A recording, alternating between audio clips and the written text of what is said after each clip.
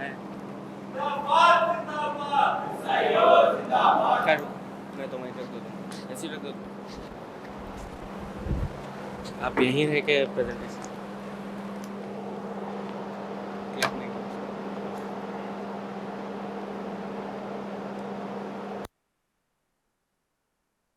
اس کو کلپ نہیں ہے.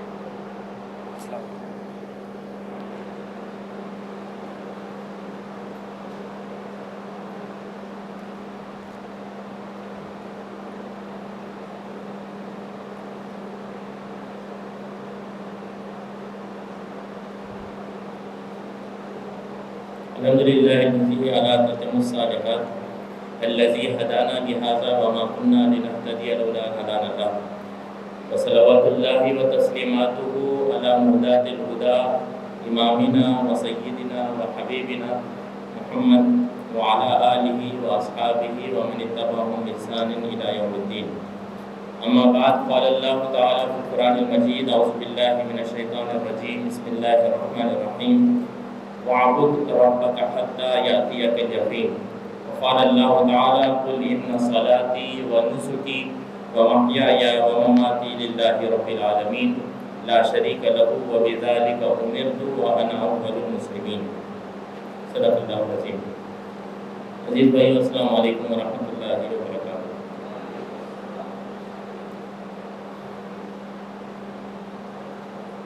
لائف ٹائم کنٹریبیوشن ٹو تحریک اسلامی، اس سلسلے میں کچھ اوور ویو میں آپ کے سامنے رکھوں گا. کیسا اپروچ کرنا چاہیے جب آپ اس ٹاپک کو اپنے زندگی کے سلسلے میں سوچیں گے، اور اس کے بعد میں ایک کوشچن ہے جس کو آپ اپنے فون کے اندر آنسر کر کے سبمٹ کرنا ہے. اور جب ہم کچھ آنسرس کو انشاءاللہ ڈسکس کرنے کی کوشش کریں گے، تو جب تک وہ QR کوڈ نہیں آئے گا کوشش کریے کہ فونس کو آپ استعمال مت کریے. تو لائف ٹائم ورڈ اپنے آپ میں سیلف ایکسپلینیٹری ہے، یعنی جس کنٹریبیوشن کی ہم بات کر رہے ہیں وہ لائف ٹائم زندگی بھر کا ہے. اور زندگی کی مدت کتنی ہوگی اس چیز کا کسی کو بھی علم نہیں ہے کہ کون کتنی عمر اس دنیا کے اندر گزارنے والا ہے.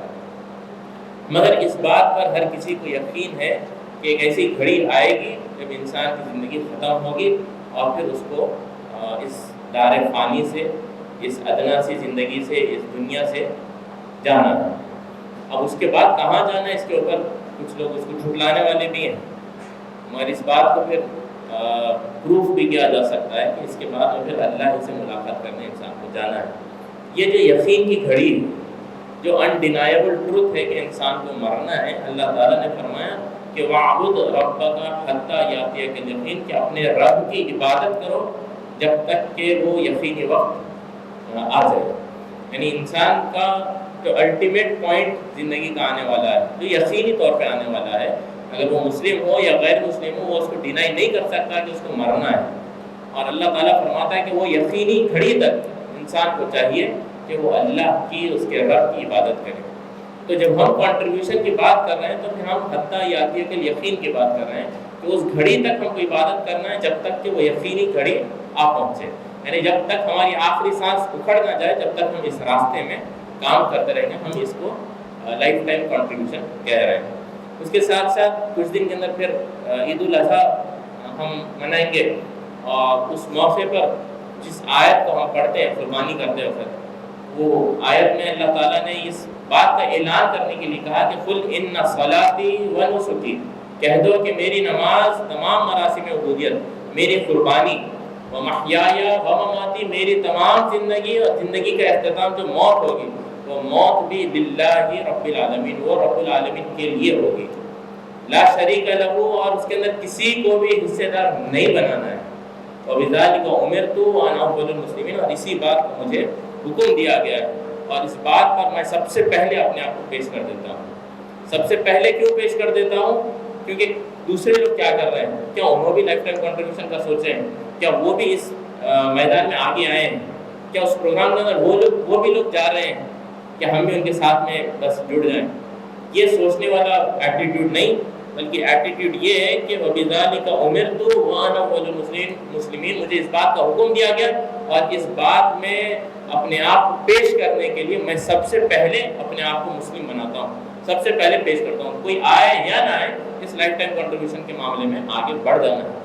اللہ نے فرمایا کہ تمام مراسم عبودیت اور قربانی سارے چیزیں، اور پھر اس کو اور الیبریٹ کر کے بتایا گیا کہ پوری زندگی اور زندگی کا اختتام موت بھی، یہ سب للہ، اللہ کے لیے۔ اب ہماری زندگی کے اندر بہت سارے کھانے بن گئے، اور وہ کھانے ایسے بن گئے کہ ایک کالج کا کھانا ہے جہاں پہ بالکل الگ رنگ ہوتا ہے، پھر گھر کو آتے ہیں تو ایک الگ رنگ ہوتا ہے، پھر ہمارے پروگرامز میں آتے ہیں تو بیہیویئر بالکل الگ ہو جاتا ہے۔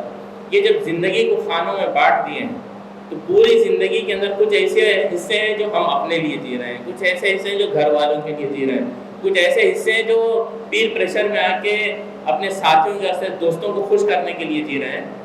گویا کہ زندگی کو پورے حصوں میں بانٹ دیا ہے، اور اس میں کا کچھ حصہ جب نکلتا ہے تو پھر اللہ تعالیٰ کو دینے کا سوچا جاتا ہے۔ یہ وہ زندگی نہیں ہے جو مسلم کو ہونا چاہیے، اور یہ وہ بات ہے ہم جو نوجوانوں کے درمیان میں بھی کہتے ہیں کہ پوری زندگی کی عبادت ہونا چاہیے، صرف مسجد تک، صرف رمضان کے تک محدود نہیں ہونا چاہیے۔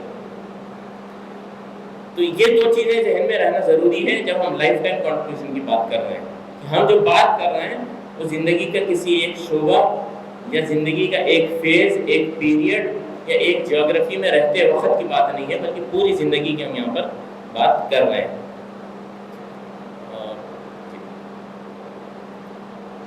اس کے بعد لائف ٹائم کنٹریبیوشن کو سمجھنے کے لیے کچھ امپورٹنٹ ایسپیکٹس ہیں جس کی طرف میں توجہ دلاؤں گا۔ سب سے اہم چیز ہے فیوچر اورینٹیشن، کہ آپ جب لائف ٹائم کنٹریبیوشن کی سوچ رہے ہیں تو آپ کا پورا اورینٹیشن فیوچر کا ہو، آگے دیکھنے والا ہو، دور تک دیکھنے والا ہو۔ یہ اورینٹیشن اور اس اپروچ کے بغیر زندگی بھر کو اللہ کے راستے میں لگانے کا انسان سوچ نہیں سکتا۔ آپ پورے قرآن مجید کو دیکھیں گے تو پوری تاریخ کا ذکر ملتا ہے، مگر تاریخ کا ذکر صرف قصہ گوئی کے لیے نہیں ہے، اور نہ اس کو تاریخ کہہ کر بیان کیا گیا ہے، اس کو اس انداز میں قرآن میں بیان کیا گیا ہے کہ اس سے عبرت لو مگر آگے دیکھو۔ فیوچر کیسا بنانا ہے، پاس سے عبرت لے کے پھر آگے کا اپنا راستہ طے کرنے کا سبق قرآن مجید دیتا ہے۔ گویا کہ پورا اسلام کا تصور یہ ہے کہ وہ فیوچر اورینٹیشن پیدا کرتا ہے، آگے دیکھنے والی شخصیت پیدا کرتا ہے جو آگے دیکھتا ہے، ٹارگٹ سیٹ کرتا ہے، آگے بڑھنے کا سوچتا ہے۔ اس اورینٹیشن کے بغیر اگر کوئی علوم اسلامیہ بھی پڑھے اور اس کے پاس اگر فیوچر اورینٹیشن نہ ہو تو وہ بھی تاریخ کے اندر پھنسا رہے گا۔ وہ بس یہ بول سکتا ہے کہ فلاں امام نے کیا کہا تھا، فلاں امام نے کیا کہا تھا، مگر آگے اب کیا ضرورت ہے وہ اس کو نہیں دیکھ پائے گا۔ دین کی تو یہ روح ہے کہ وہ فیوچر اورینٹیشن سکھاتا ہے، وہ بتاتا ہے کہ پھر آگے کیا کرنا ہے، کہاں تک پہنچنا ہے، یہاں تک سکھاتا ہے کہ جنت کے اندر انسان کہاں تک پہنچے، اس چیز کا بھی احساس، وہاں تک فیوچر دیکھنا، انویژن کرنے کا کام اسلام ہم کو سکھاتا ہے۔ اللہ نے نبی صلی اللہ علیہ وسلم سے اعلان کرنے کے لیے کہا، قُلْ هَٰذِهِ سَبِيلِي أَدْعُو إِلَى اللَّهِ، کہ کہہ دو کہ یہ راستہ میرا ہے۔ کیا ہے راستہ؟ ادعو اللہ، کہ لوگوں کو میں اللہ کی طرف بلاتا ہوں۔ اور یہ صرف ایک چھوٹا سا ٹاسک نہیں ہے، یہ دعوت ڈپارٹمنٹ کا کام نہیں ہے، یہ مہینے میں ایک منتھلی دعوت ایکٹیویٹی کرنے کا کام نہیں ہے۔ علی بصیرۃ انا ومن اتبعنی، یہ راستہ ہے، اور راستہ کی جب بات کرتے ہیں تو پیچھے جانے کی بات نہیں ہوتی ہے، راستے کی جب بات ہوتی ہے تو پھر آگے بڑھنے کے سلسلے میں ہوتی ہے، اور صرف آگے بڑھنے کی بات ہو رہی ہے۔ سبیلی یہ راستہ ہے، یہ ایک ایکٹیویٹی نہیں ہے، یہ پورا راستہ ہے۔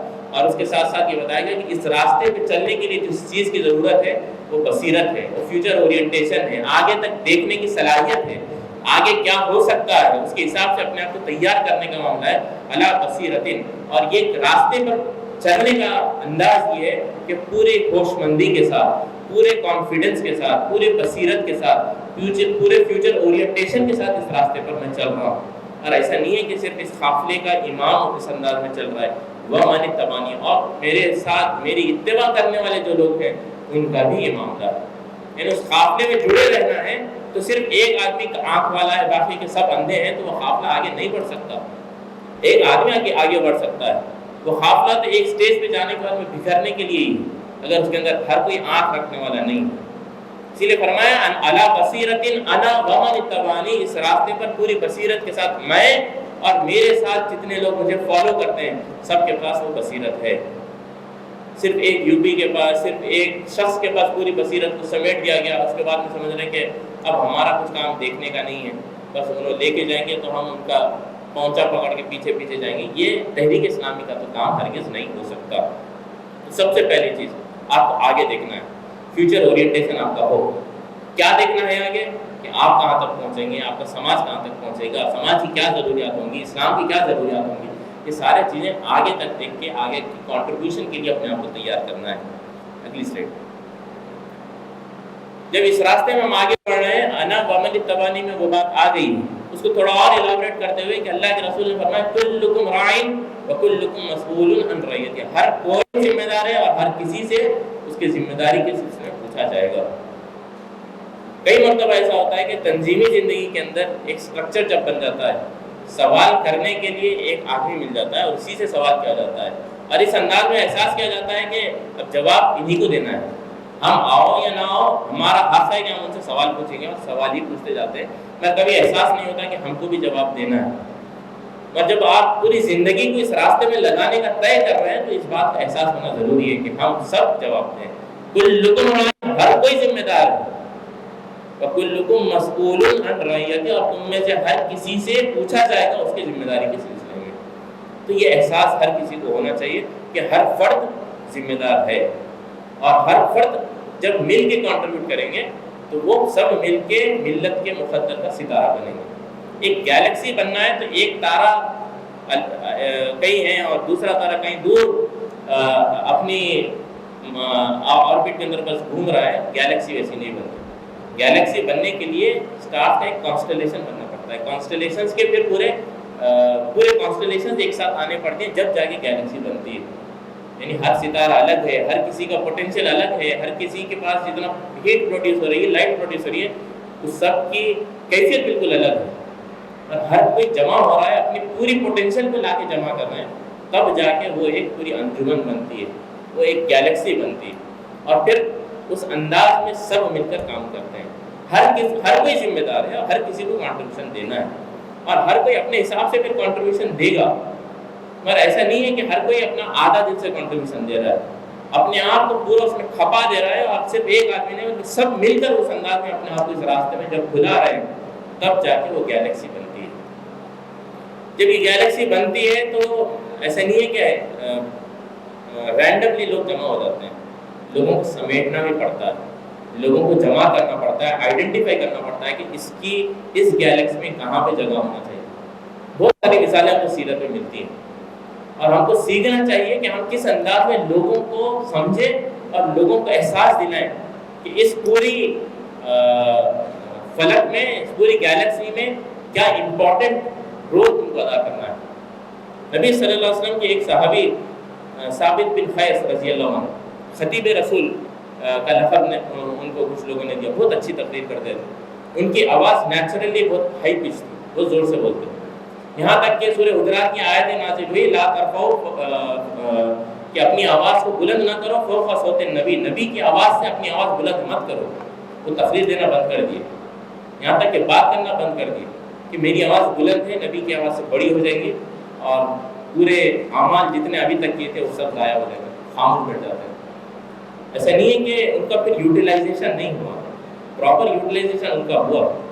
نبی صلی اللہ علیہ وسلم سے مسیلمہ کذاب بات کرنے کے لیے، نیگوشیشن کرنے کے لیے آیا تھا، اور وہ جس انداز میں نیگوشیشن کر رہا تھا، اندازہ تھا کہ آگے جا کے وہ کچھ جھوٹا دعویٰ کرنے والا ہے، اور اس کے تیور دیکھ کے نبی صلی اللہ علیہ وسلم نے طے کیا کہ اس سے بات نہیں کرنا ہے، اور اس سے بات کرنے کے لیے ثابت بن قیس رضی اللہ عنہ کو بھیجا کہ اس سے بات کرنے کے لیے اس کو اگر دبانا ہے، ڈومینیٹ کرنا ہے، تو ایسی آواز میں کوئی گفتگو کرنے والا ہو جو بس اپنے ٹون سے ہی اپنا دبدبہ اس پر نہ لائے۔ چھوٹی بات ہے نا، صرف وائس کے ٹون کی بات ہے، اور ایک پلیس دیے کہ یہاں پر نیگوشیٹ کرنے کے لیے اس فرد کی ضرورت ہے۔ اگر ریپبلک ٹی وی پہ جا کے کسی کو بحث کرنا ہے، جتنے بھی سیکنڈ ملتے ہوں گے، وہاں پہ بھیجنے کے لیے بھی آپ کے پاس ایک فرد ہونا چاہیے کہ وہاں پر بات کرنے کے لیے ایک مخصوص قسم کا بات کرنے والا، مخصوص ٹون والا ہونا چاہیے۔ کیونکہ کام کے بہت سارے مواقع ہیں، آپ کو صحیح انداز میں پلیس کرنا ضروری ہے۔ تو اس پوری گیلیکسی میں آپ کا کیا مقام ہے اور اس کے ساتھ ساتھ آپ کے ساتھیوں کو آپ کیا مقام دیتے ہیں، لائف ٹائم کنٹریبیوشن کے سلسلے میں اس چیز کا بھی احساس ہونا ضروری ہے۔ اگلی سلائڈ کی طرف ہم آگے بڑھتے ہیں۔ جب لائف ٹائم کنٹریبیوشن کی بات آتی ہے تو پھر یہ احساس ہوتا ہے کہ کون سا اکیڈمک کیریئر طے کرنا ہے، اس سلسلے میں بھی گفتگو ہوگی اور اس سلسلے میں ہم بات کریں گے۔ اور اس کا مطلب یہ نہیں ہے کہ وہ لوگ جو آلریڈی اپنا کیریئر سیٹ کر لیے ہیں یا ایک فیز سے گزر گئے ہیں، یہ سیشن ان کے لیے ایرریلیونٹ ہے، ایسا ہرگز نہیں۔ جس بات کا علم ہونا ضروری ہے وہ یہ کہ اسلام کا فلسفہ علم و تعلیم کیا ہے، علم کے بارے میں، تعلیم کے بارے میں اسلام کیا کہتا ہے۔ اور آج پورے سماج کے اندر ہم دیکھتے ہیں کہ دینی تعلیم اور دنیاوی تعلیم ایک قسم میں بائیفرکیٹ کر دی گئی ہے، ایک ایسی ڈائیکاٹمی بنائی گئی ہے کہ دینی تعلیم بالکل ایک الگ چیز ہے اور دنیاوی تعلیم بالکل الگ چیز ہے، اور دونوں چیزیں جب جڑتے نہیں ہیں، ہر کوئی اپنا ایک الگ الگ سرکل بنا لیتا ہے، ببل بنا لیتا ہے، اور کل حزب بما لدیہم فرحون، ہر کوئی اپنے اپنے ببل میں بہت خوش ہے کہ ہم بہت اچھا کام کر رہے ہیں۔ یہ علم کے معاملے میں جب یہ پرابلم آتی ہے تو پھر کنٹریبیوشن کا بھی صحیح کانسیپٹ سامنے نہیں آتا ہے کہ آدمی کا اگر یہ علم کا یہ کانسیپٹ بنا ہوا ہے کہ ڈگری کے ذریعے سے کمانا ہے اور دینی علم الگ سے حاصل کر کے پھر دین کا کام کرنا ہے، اگر یہ مینٹالٹی ہے تو پھر زندگی پھر سے خانوں میں بٹ گئی ہے، جس کی بات ہم نے آغاز میں کی تھی۔ جب زندگی خانوں میں بٹ جاتی ہے تو وہ ایفیشینٹ انداز میں، مؤثر انداز میں کنٹریبیوٹ نہیں کر پاتا۔ پوری زندگی کو as a whole, as an individual entity دیکھنے کی ضرورت ہے۔ سورہ فاتر کی 2 آیتیں میں نے سلائڈ پر ڈالی اور آپ اس کو دیکھیں گے تو اللہ تعالیٰ کچھ سائنسز کا ذکر کر رہا ہے کہ کیا تم دیکھتے نہیں الم تر ان اللہ انزل من السماء ماء، کہ کیا تم دیکھتے نہیں کہ آسمان سے اللہ تعالیٰ بارش نازل کرتا ہے، فاخرجنا به ثمرات مختلفا الوانها، اور اس کے بعد میں پھر زمین سے مختلف کلرز کے کھیتیاں نکل آتی ہیں۔ اس کے بعد میں فرمایا ومن الجبال جدد بیض حمر ومختلف الوانها وغرابیب سود، کیا تم پہاڑ کو نہیں دیکھتے جو الگ الگ سائزز میں، الگ الگ کلرز کے اندر، الگ الگ رینجز کے اندر پائے جاتے ہیں۔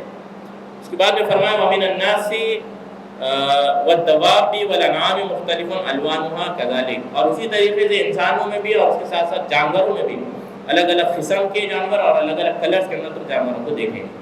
یعنی اللہ تعالیٰ نے مختلف سائنسز کا ذکر کیا، ایسٹرونومی کا ذکر کیا، اور اس کے بعد میں پھر میٹیورولوجی کا، جیوگرافی کا ذکر کیا، جیولوجی کا ذکر کیا، میڈیکل سائنس کا ذکر ہوا، بایولوجی کا، زوالوجی کا ذکر کیا گیا، اور یہ سارے علوم کا، یہ سارے فیلڈ آف سائنسز کا ذکر کرنے کے بعد اللہ نے فرمایا انما یخشی اللہ من عبادہ العلماء، کہ اللہ سے حقیقی طور پہ خشیت رکھنے والا وہی ہے جو عالم۔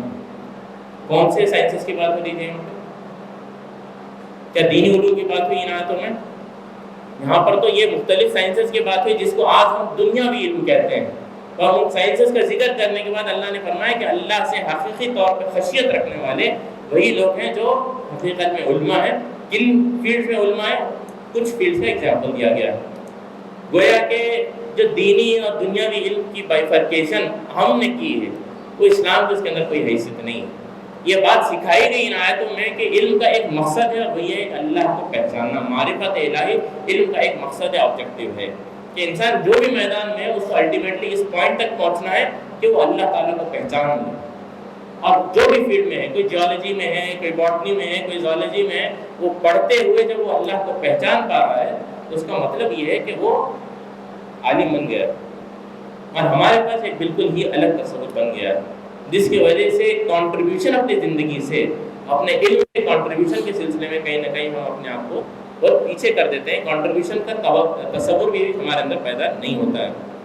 ایک کتاب ہے کتاب الحیوان، اور آئی تھنک اراؤنڈ 800,000 سال پہلے کی کتاب، زوالوجی کے اوپر one of the first text books ہے، اور زوالوجی کے ٹیکسٹ بک کے اندر انٹروڈکشن میں وہ آتا لکھتا ہے کہ یہ اللہ کی آیات پر غور و فکر کا نتیجہ ہے۔ اب سوچیے کہ زوالوجی کی بک ہے تو اس میں انٹروڈکشن میں کیا ہے کہ اس کے اندر جانوروں کے بارے میں، ان کا کلاسیفیکیشن، کیا کیا فیملیز کے اندر کلاسیفائی ہوتے ہیں، کیا کیا ٹائپس کے اینیملس ہیں، وہ سب باتیں نہیں کرتے ہوئے اس کتاب کو آخر لکھتا ہے اس کتاب کے اندر اللہ کی نشانیوں کے اوپر غور و فکر کیا گیا، اس کا یہ نتیجہ یہ کتاب ہے۔ گویا کہ جو فیلڈ میں بھی آپ ہیں اللہ کی معرفت حاصل کریں گے تو پھر آپ اس فیلڈ کے ذریعے سے پھر اس دنیا میں اسلام کے لیے آپ کیا کنٹریبیوٹ کر پائیں گے وہ آپ کے سامنے واضح ہوگا۔ یہ تصور اگر علم کا اور تعلیم کا نہیں ہے تو پھر جو زندگی کو خانوں میں بانٹنے کی بات ہوگی وہ پرابلم کے اندر پھر سے ہم ملوث ہوں گے، اور پھر صبح کا ایک ٹائم کارپوریٹ آفس کے لیے، شام کا ایک ٹائم گھر کے لیے، اور ہفتے میں سنڈے اگر مل گیا جہاں پر کوئی دعوت نہیں ہے تو پھر وہ تنظیم کے لیے، اسلام کے لیے۔ اس انداز میں لائف ٹائم کنٹریبیوشن اسلام کے لیے ہرگز نہیں ہو سکتا۔ تو اسلام کا جو فلسفہ علم ہے، Islamic philosophy of knowledge and education جو ہے وہ ہمارے سامنے بالکل واضح ہونا چاہیے، اور یہ جب واضح ہوگا تو پھر آگے ہم کنٹریبیوشن کے سلسلے میں سوچ سکتے ہیں۔ اگلے سلائڈ کی طرف ہم آگے بڑھتے ہیں۔ جب ہم کنٹریبیوشن کی بات کرتے ہیں، اللہ نے فرمایا کہ وَتُجَاهِدُونَ فِي سَبِيلِ اللَّهِ بِأَمْوَالِكُمْ وَأَنفُسِكُمْ، قرآن میں کئی مقامات پر آیا کہ اللہ کے راستے میں جہاد کرو اپنے مال سے اور اپنی جانوں سے۔ دونوں چیزوں کا کنٹریبیوشن ضروری ہے کہ انسان اپنے جان سے بھی جہاد کرے اور اپنے مال سے بھی جہاد کرے۔ ایسا نہیں ہو سکتا کہ میں مال تو دے رہا ہوں، میں بیت المال بہت زیادہ دے رہا ہوں، بڑھ کے دے رہا ہوں، تو پھر انفسکم کا جو کنٹریبیوشن ہے، جو جہاد کرنا ہے، اس کے اندر تھوڑا ڈسکاؤنٹ مل گیا، ایسا نہیں ہو سکتا۔ میں تو رات دن اس میں لگا دے رہا ہوں، تو پھر بیت المال دینے کی کیا ضرورت ہے؟ میں تھوڑا دے دیتا ہوں، اتنا پرسنٹیج زکوٰۃ دینے کی کہیں کو زبردستی ہے، کہیں اور میں دیتا ہوں۔ یہ جو خیالات آتے ہیں اسی لیے آتے ہیں کیونکہ اس کو ہم ایز اے ہول نہیں دیکھتے۔ بھی اموالکم وانفسکم، ایسا نہیں ہے کہ دس اور دیٹ کی بات نہیں ہو رہی، یا یہ اور یہ کی بات نہیں ہو رہی، دس اینڈ دس دونوں چیزیں کرنی ہے۔ اپنے مال کو بھی لگانا ہے، اپنی جان کو بھی لگانا ہے۔ انسان مال وہیں لگاتا ہے جہاں پر وہ جان لگاتا ہے۔ مال دینے کی اگر خواہش نہیں پیدا ہو رہی ہے، اس کا مطلب یہ کہ جان نہیں لگے۔ تو یہ کانسیپٹ بھی ہمارے سامنے کلیئر ہونا چاہیے۔ کنٹریبیوشن کے دونوں ڈائمینشن بھی آنا ہے۔ کنٹریبیوشن یہ نہیں ہو سکتا کہ میں اچھی جاب پکڑوں گا اور جاب کے اندر سے میں بیت المال میں تھوڑا زیادہ دوں گا۔ ضرور زیادہ دیجئے، ایک مہینے کی تنخواہ سال بھر میں طے کر لیجیے کہ آپ دیں گے، آپ ٹارگیٹ اچھا اونچا رکھیے، یہ کنٹریبیوشن ہو سکتا ہے، مگر this is not the only contribution. کہ اموالکم انفسکم، مال اور جان دونوں اس راستے میں چاہیے، دونوں کے ساتھ میں اس راستے میں جہاد کرنا ہے۔ تو کنٹریبیوشن کی جب ہم بات کر رہے ہیں، اکیڈمکس میں بہت اچھے ہیں، بہت اچھی جاب مل گئی ہے، مگر اگر وہ کنٹریبیوشن اسلام کے لیے نہیں لگ پا رہا ہے تو پھر سے سوچنا چاہیے کہ ہم زندگی سے کیا کر رہے ہیں۔ میں اچھا کما رہے ہیں اور اس میں سے میں اچھا دے بھی رہا ہوں، اچھا ڈونیٹ بھی کر رہا ہوں، اللہ تعالیٰ اس کو قبول بھی کرے، مگر یہ کنٹریبیوشن کو کمپلیٹ نہیں کرتا۔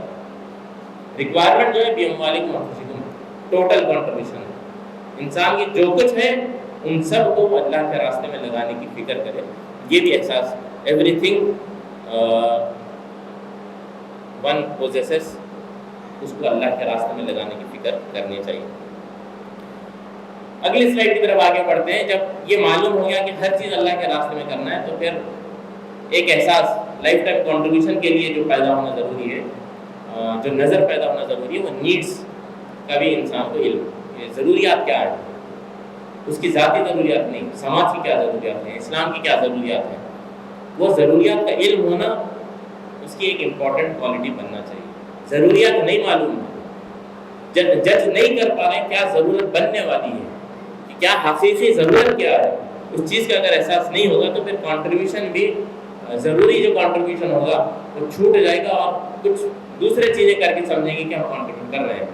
یقیناً بہت سارے میدان ہیں جہاں پہ کنٹریبیوشن کی ضرورت ہے، اور اس کا مطلب یہ نہیں کہ جو اب فرض کا درجہ رکھتی ہے، فرض کفایہ کو چھوڑ کر سارے چیزیں کر رہے ہیں، مگر وہ اصل چیز چھوٹ رہی ہے، تو پھر ہر کوئی کوشچنیبل ہے، ہر کسی سے سوال کیا جانا چاہیے کہ یہ چیز جو چھوٹ رہی ہے اس کو کرنے والا کون ہے۔ تو جو ضروریات ہیں اس کے اوپر بھی کافی ایک مومن کی نظر ہونی چاہیے۔ اللہ کے رسول صلی اللہ علیہ وسلم کی ایک حدیث ابن حبان میں ابو ذر غفاری رضی اللہ عنہ کی ایک لمبی بہت حدیث ہے۔ وہ مسجد میں داخل ہوتے ہیں اور دیکھتے ہیں کہ نبی صلی اللہ علیہ وسلم اکیلے ہیں، اور وہ کہتے ہیں کہ میں اس موقع کا فائدہ اٹھانے کے لیے نبی صلی اللہ علیہ وسلم کو تیزی سے آگے بڑھا، میں آپ سے زیادہ سوال کروں اور زیادہ سے زیادہ علم حاصل کروں۔ میں جب آپ کے پاس پہنچتا ہوں تو اللہ کے رسول کہتے ہیں کہ پہلے 2 رکعت پڑھ کے اس کے بعد میں پھر بات کرنا ہے۔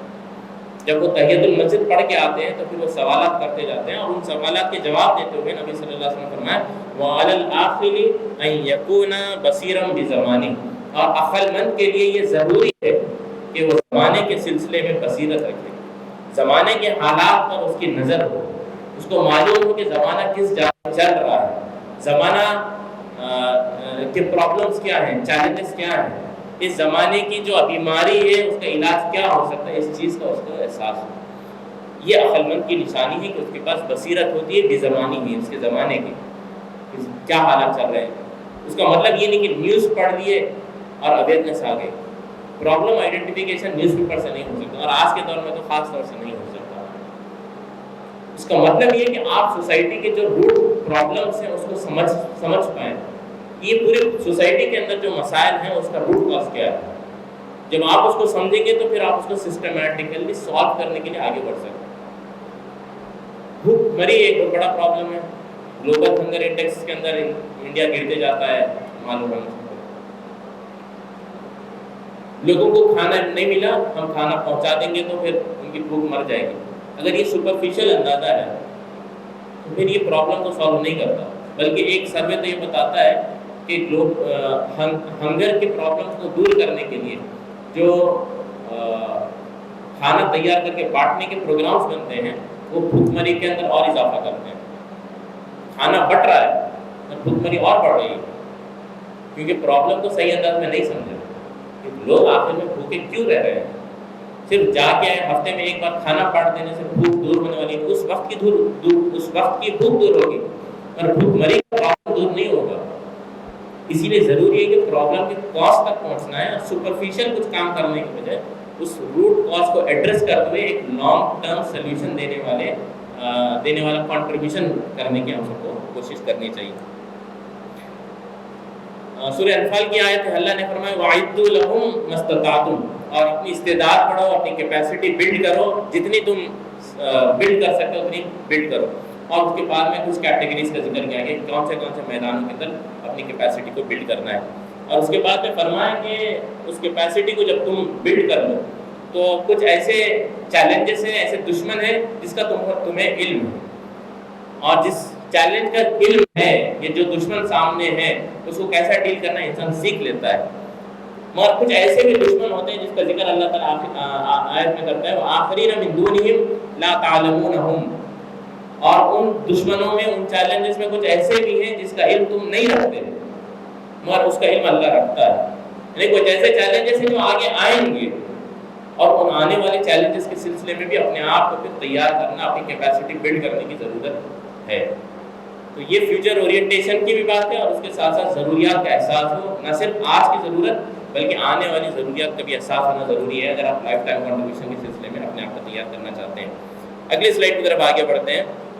دو خاص آؤٹ کمز کا میں نے ذکر کیا کہ جب آپ یہ پورا سوچتے ہیں اور اپنے آپ کو اس لائف ٹائم کنٹریبیوشن میں لگا دیتے ہیں، پہلا آؤٹ کم تو یہ ہونا چاہیے کہ آپ کے پاس اتنا کانفیڈنس آئے کہ آپ یہ چیلنج کر سکیں، یہ ڈیمانڈ کر سکیں کہ خالج علی علی خزائن الارض، یہ زمین کے خزانے کی کنجیاں میرے حوالے کر دو، انی حفیظ علیم، میں علم رکھنے والا، حفاظت کرنے والا ہوں، اس میدان کے معاملے میں مہارت رکھتا ہوں، اس میدان کے اندر میں ایکسپرٹ ہوں، اس میدان کے اندر جو چیلنجز پائے جا رہے ہیں اس کو میں دور کرنے کی کیپیسٹی اپنے اندر رکھتا ہوں۔ یہ چیلنج کرنے کی قوت اپنے اندر پیدا کرنا، یہ ایک آؤٹ کم لائف ٹائم کنٹریبیوشن کے پروسیس میں اپنے آپ کو لگانے سے یہاں تک پہنچنا ہے کہ صرف کنٹریبیوشن کر رہے ہیں مگر اس نتیجے پہ نہیں پہنچ رہے ہیں کہ کچھ میدانوں میں آپ ایسے ماہر اور ایکسپرٹ بن رہے ہیں کہ آپ فل فلیج ڈیمانڈ کر سکیں کہ اس پرابلم کو میرے حوالے کر دو، میں اس کو حل کروں گا۔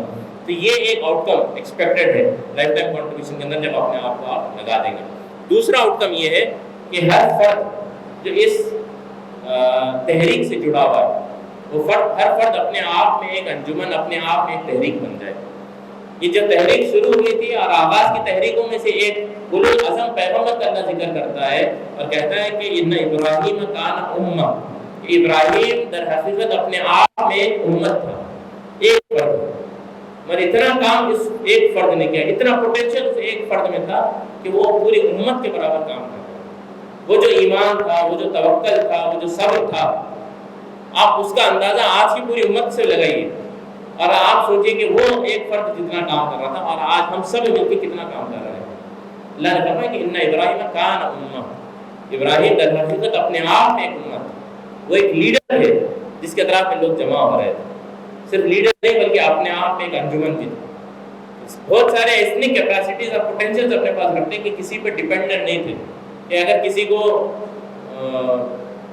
ڈیزائننگ کرنے نہیں آئے تو ویکلی پروگرام کا پوسٹر نہیں آیا. کیا بولے تو یوپی صاحب بولے میرے کو ڈیزائننگ نہیں آتی اور فون نہیں اٹھا رہے تھے.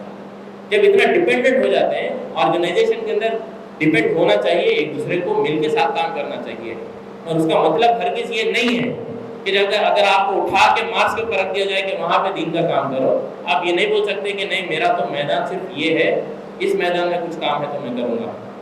یہ ہم ایکسپیکٹ نہیں کر سکتے. اگر ہم ایک تحریک اسلامی کا حصہ ہیں، اپنے آپ میں ایک انجمن بننا ہے اور لائف ٹائم کنٹریبیوشن کے اس پورے پروسیس میں جب اپنے آپ کو آپ لگائیں گے تو ہم وہ اسٹیج ایکسپیکٹ کرتے ہیں آؤٹ کم کے طور پہ کہ ہر فرد اپنے آپ میں اتنا پوٹینشیل رکھنے والا ہوگا کہ ہر فرد وہ تیزی کے ساتھ میں تحریک کو آگے بڑھا سکتا ہے.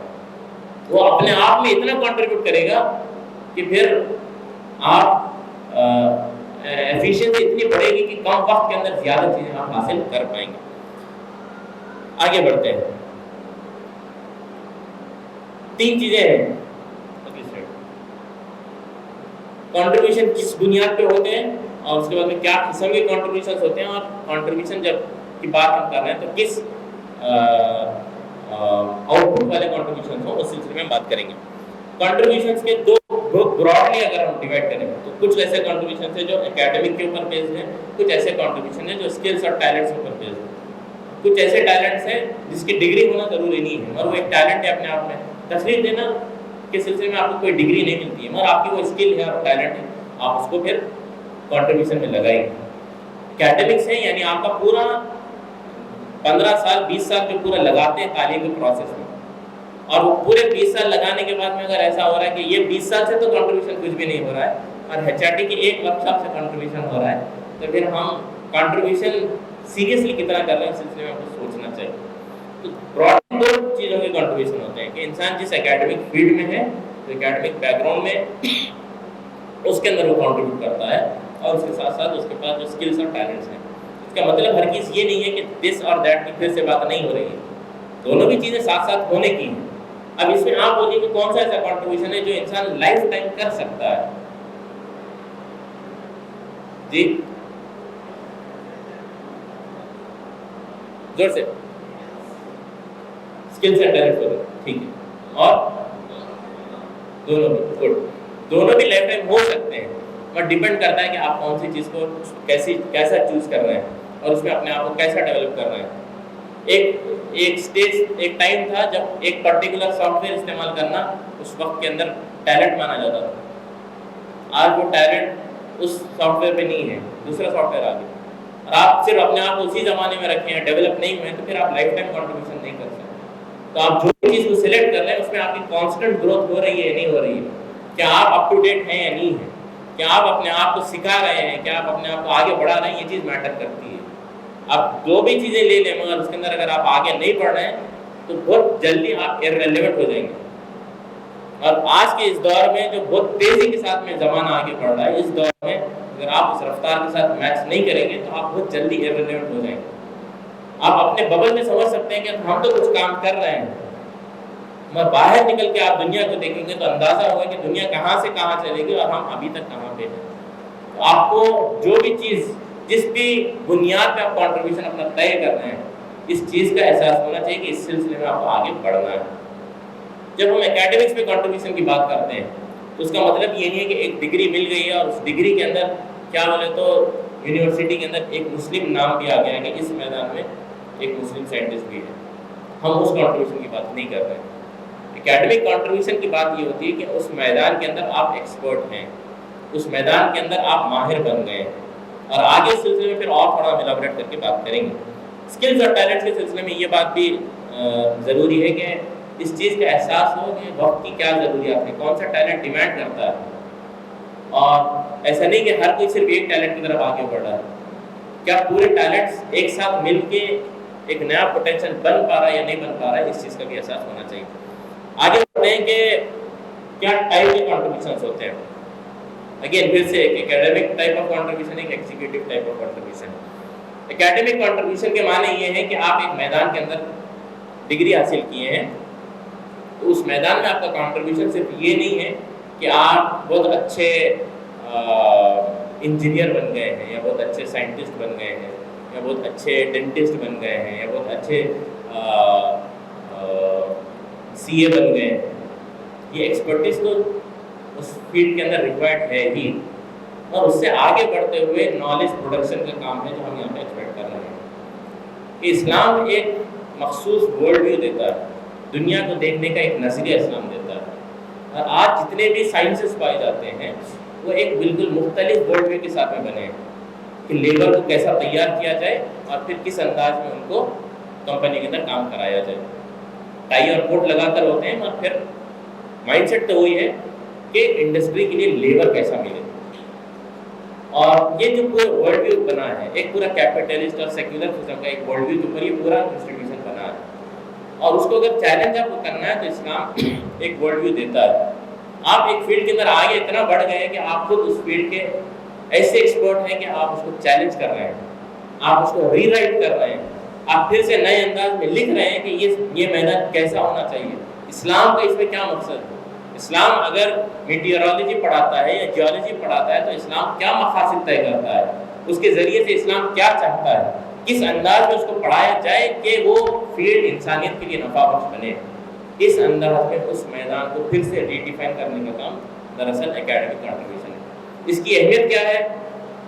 اگر اقامت دین ہو جائے یا مسلمانوں کو حکومت مل جائے اور آپ کے پاس یہ اکیڈمک کنٹریبیوشن کرنے والے لوگ نہیں ہیں تو وہ جو قائم ہوا تھا وہ گویا کہ شاخ نازک پہ ایک خلا بنا. اور اس کو اگر مضبوط کرنے کے لیے آپ کے پاس اکیڈمک کنٹریبیوشنز نہیں ہیں تو وہ پھر خود ہی سے گر جاتا ہے. جس دین کو ہم قائم کرنے کی بات کر رہے ہیں اس دین کے سلسلے میں مختلف میدان سوسائٹی کے ہیں، ان میدانوں میں اکیڈمک حصہ کے کنٹریبیوشن کی ضرورت ہے.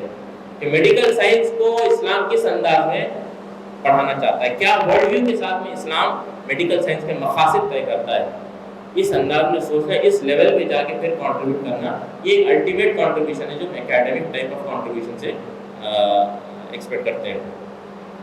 اس کے بعد دوسرا ہے ایگزیکٹو. ہر کوئی ایسا نہیں ہو سکتا کہ وہ ریسرچ کرے اس پیمانے پہ اور نالج کو پروڈیوس کرے.